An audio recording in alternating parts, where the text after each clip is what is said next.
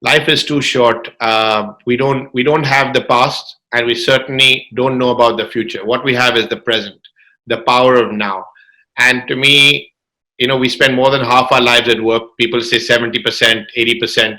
Make sure you love what you're doing, whether it's as a professional or as an entrepreneur. Make sure you're in love with what you do. Hi and welcome to another episode of the peopleHum interview series. This is your host Vanessa at LeadersHum. peopleHum is an end-to-end one-view integrated human capital management automation platform, the winner of the 2019 Global Cody Award for HCM that is specifically built for crafted employee experiences and the future of work. We run the peopleHum blog and the video channel, which receives upwards of 200,000 visitors a year and publish around 2 interviews with well-known names globally every month. We have with us today Gautam Ganglani. As the Chief Energizing Officer of Right Selection Speakers, Gautam has worked closely with world-renowned authors and global thought leaders. He's expanded his business of global speaker engagement and thought leadership publishing from the Gulf to Asia in 2019. Gautam's work involves networking with top speakers, personalities, and helping bridge learning and development platforms with corporates. In the past, Gautam has partnered with corporate professionals to build meaningful, long-lasting relationships by applying the breaking bread philosophy so that they can make a difference to their lives and transform their companies to achieve greater heights of success. We can't wait to hear about that from Gautam. So Gautam, as CEO, could you tell us about how Right Selection Speakers came into being and the great work that you do there? Thank you, Vanessa. It's been an absolute pleasure to be on your show. So, our organization was set up in 1993 in Dubai, is where we all started. And it's a father and son family business. So, we started from the grassroots of having what we call a bookstore that focuses on personal and business transformation. So, we very much focus on that niche of books that help you personally develop, whether it's self-esteem, confidence, success, writing skills, whatever area that you could improve yourself personally. So that's one. The business transformation would be in the areas of customer service, sales, strategy, leadership, innovation, and all the areas that every company needs to transform, because learning at the end of the day, as we know, is a continuous journey. So our books were very much focused in that space. We then moved into audios in those days and videos, because obviously we all spent a lot of time traveling in the past, and so be it your car or when you do travel, there was sort of an opportunity to either read books, listen to inspirational audios, or watch the relevant videos to help you personally and professionally. So that was the core business when we started in 93. And then in year 2000, my dad and myself, as we always said, is like, what new value can we bring to the marketplace? And that's a daily mantra that we all say, what new value can we bring? Because you're always doing what you're always doing and providing a good quality of service to your clients. But the question is, what new value can you bring? And so in year 2000, we said, how about we bring the authors of the most popular books for live events? Because that takes it to the next level. And what we realized is, at the end of the day, how do we choose those right speakers? And that was done because we said the books that are most popular, it means there's a market, there's an interest in the content of those books, or those subscribers are fans or raving fans of that particular author or the content that he shares. And it's adding value and impact from a content engagement point. So there'll be a certain aspiration for you, for me, to meet our authority or guru or teacher, as we say, be it a Robin Sharma, be it Marshall Goldsmith, Stephen Covey, Ron Kaufman, to name a few. So that's how, from the bookstore to audios to videos to bringing these great speakers for live events, which then led to large organizations engaging these speakers for their annual conferences and summits and engaging them, and ultimately led to executive coaching and delivery of training. So the business really started from the grassroots of a bookstore, and then it grew organically to audios, to videos, to live events, to exclusive in-house events, to one-to-one coaching. And it's been a fantastic family business that I'm really grateful to be a part of for the last 27 plus years. That is such a great story. You've also mentioned that you owe some of your childhood success to your success to your childhood experiences. So could you speak about that? Sure. Well, I touched on the topic briefly on coaching. So I've had many coaches, and that's something I really encourage everyone to have, because even the best sports personalities, be it a Sachin Tendulkar, be it a Virat Kohli, be it the Andre Agassi's of the world, they've all had coaches. And to me, coaching is something that I've had the pleasure of having that experience. So one of my many coaches, said to me, "Do you know your why?" This is a few years back, and I said, "No." He said, "Have you read the book by Simon Sinek, Start with Why?" I said, "Yeah, I'm familiar with the book and the Circle of Life and the Golden Circle, I believe it's called." And he said, "Would you like to find out your why you do what you do?" I said, "Sure, I'm always intrigued." So he dug deep in a one-to-one coaching session and got me to go back into my life as a teenager. And I realized that at the age of 13, I went through a very difficult childhood. I was born and brought up in London, UK. So most of my friends were UK origin. And I went to a particular school at the age of 13. I was bullied, I was teased, I was humiliated, I was made fun of. So it was a very negative, painful, disturbing experience that you go through as a teenager. And my self-esteem was had deteriorated. It was very low. My confidence levels were low. I appeared like an introvert, and I had very few friends. Nothing made any sense at all.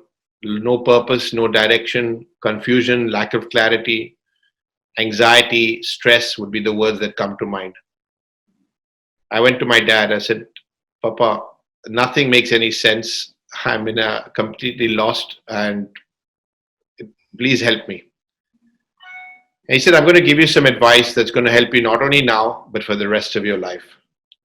Before I give you those three pieces of advice, first and foremost, I want you to understand that there are two things that will be a part of your life, whether you're on a high or you're going through a challenging time."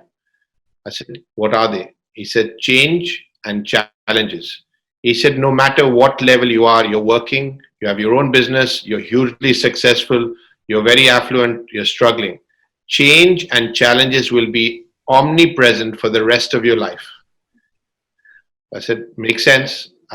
So once you understand that, there are three pieces of advice. When you go through a challenge and a change, personally and professionally, apply these three pieces of advice, and I guarantee you, you will have a breakthrough to every challenge. You will have a solution to every problem. You will succeed when you think you're failing.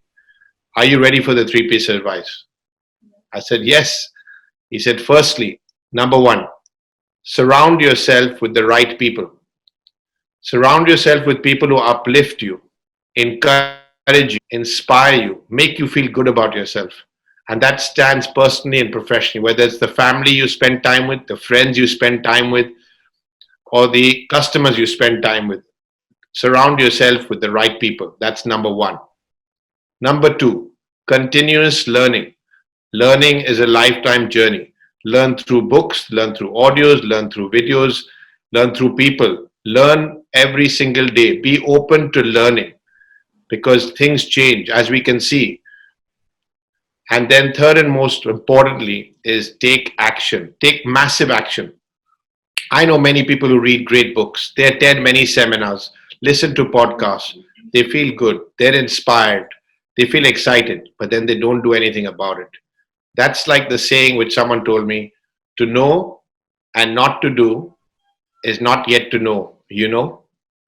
It's like knowing and not doing is worse than not knowing at all, and never knowing, because so the absolute key is taking action. So in summary, surround yourself with the right people, number one, continuously learn, and third and most important is take action. And so that's the philosophy which I've applied in my business throughout the 25 plus years, and 2020 was no exception. 2020 was full of change and challenges for every one of us. People lost jobs, people's businesses closed, people had to scale down, people had to go online, people had to become digitally savvy. I mean, it was the most disruptive year of my career. And I'd say that the principle that I learned from Jack Canfield really helped me, and that is E plus R equals O. Event plus response equals outcome. The event could be anything. In this case, the event is COVID.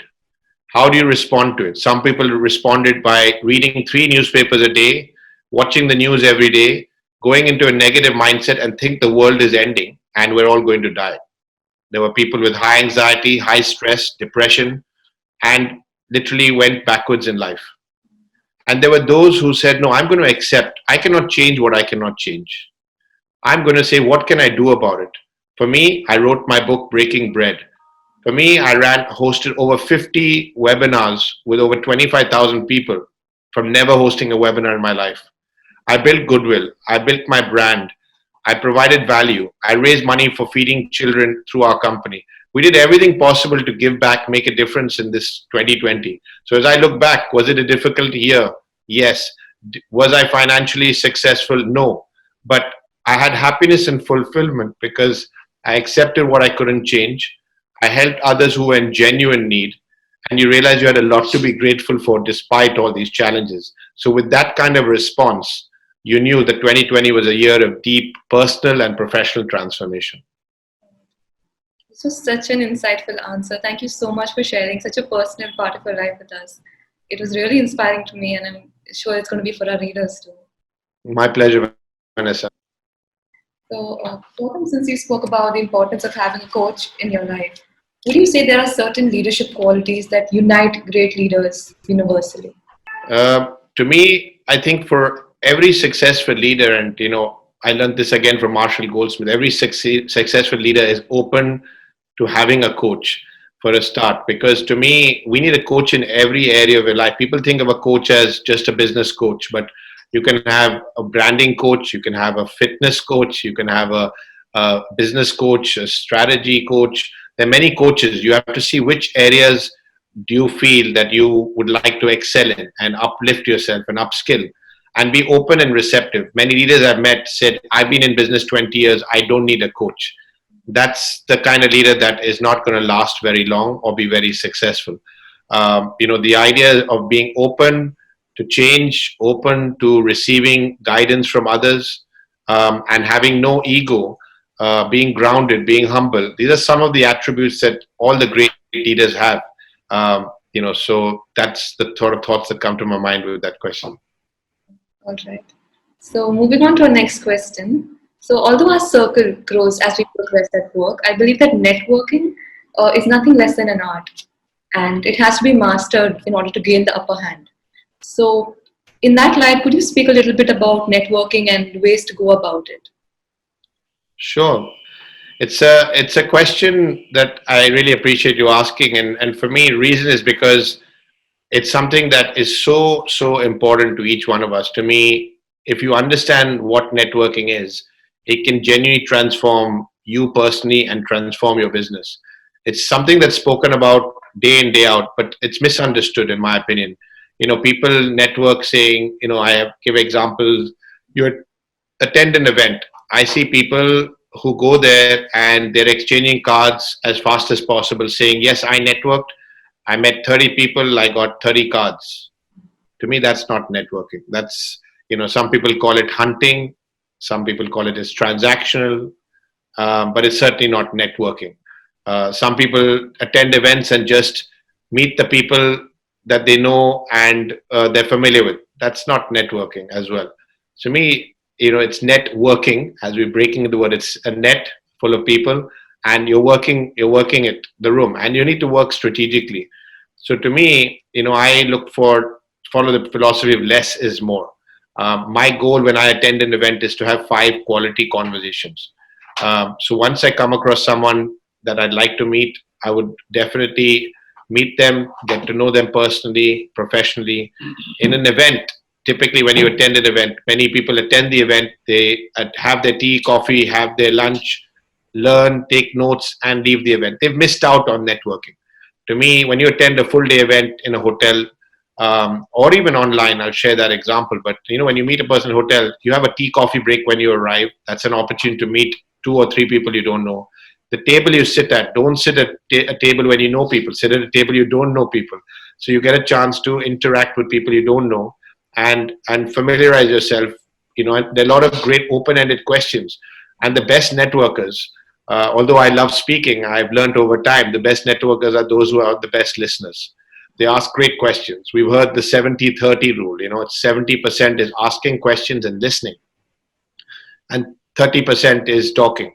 So when you are listening well and you finish a conversation, a person walks away feeling, wow, what a great person. What a fantastic, I really built good rapport with him. That's a really person I like. I'd like to stay in touch with that person. I say, why? I mean, I hardly spoke, but you made him feel good about himself. You made him feel important. You got him a chance to share. You gave him a listening ear. So with all those things that you did by listening, asking open-ended question, breaking down the barrier of formality of just work and just asking what are your hobbies, what are your passions, what book are you reading, what movie have you watched, you've removed the formality. It's sort of like what I call a professional friendship that you build. Because you typically won't ask those questions at work, but you'd ask them from your friends and family. But bring some of those questions. Obviously, there's a fine line, but bring some of the generic questions into your professional space so you can remove the formality of speaking between one person and the other. And to me, that is sort of an important part of networking. So you build meaningful relationships. Breaking Bread, the book I've just written, is sort of a part of my entire journey. We've never had a salesperson or sales executive in our company in 27 years. Nobody in our company has ever had the designation of salesman, sales executive, sales manager. We've had people who are what I call relationship marketers. I've hosted over 150 dinners, thanks to my better half, where we've hosted these dinners and had our clients, our suppliers home with their spouses. You brought them into the most personal space in your life, which is your home. They've had a home cooked meal. You've had a positive energy exchange because they've come to your space. You're not wearing a suit and a tie and being very formal. You're wearing casual clothing, so you're therefore mentally, emotionally relaxed. You're having an informal conversation. You're having a home cooked meal, which you normally would have with friends and family. So you built a meaningful relationship. And that to me is really a core part of my sort of experience. And just to add some relevancy to the virtual world we live in, people have asked me, Gautam, I get this breaking bread, but I can't have breakfast, lunch, dinner, coffee with everyone. And in today's world, in a virtual world, everything's online. I said, it's all about the mindset. Are you open to learning? They said, yes. Okay. Let me give you some real examples. When you wish someone happy birthday, how do you wish them? The person would say, I send them a message on Facebook and say happy birthday, or I send them a WhatsApp and say happy birthday. I said, that's not the breaking bread way. They said, what? So how do I do it? I said, to me, everyone sends a WhatsApp message and everyone does a Facebook message. But did you have an emotional exchange, or you just did it so that the tick box, I've wished them, I've congratulated them? To me, I do a voice note as a birthday message. I send a video as a birthday message, or I send a photograph with a message. A photograph and a video and a voice message. Those are three ways that I would consider as the breaking bread way of networking, because there's an emotional engagement. When you see a photo of your friend or your client at a special occasion that you may have met them at, it brings back positive memory. You connect with their hearts and their minds. When you share a voice note, they can feel the positive energy exchange through the voice. If you show a video, they can see your facial expressions. Oh, wow. Say, happy birthday, Vanessa. I can't be there for your special occasion. Have a fantastic day. My best wishes for a great year ahead. You feel, wow, I heard his voice. I saw him. You'll definitely keep me in mind compared to the hundreds of Facebook messages. So that's another great example of basically every time you communicate, email, WhatsApp, social media, phone, you need to have an emotional exchange of energy to really build a quality, meaningful relationship, which is what I call networking.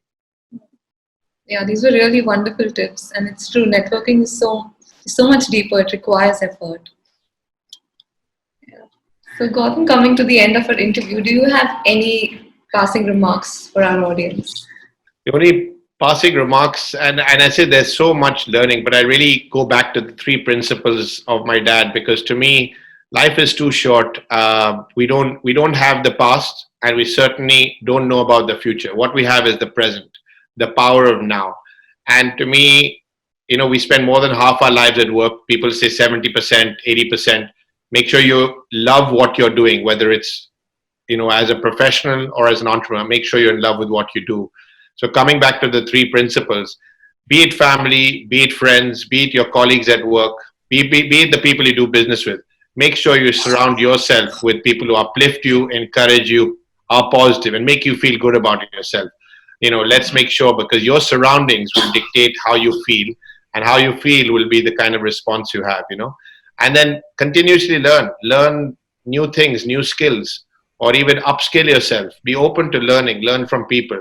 The world is changing fast, so you need to constantly be open to learning and enjoy that journey.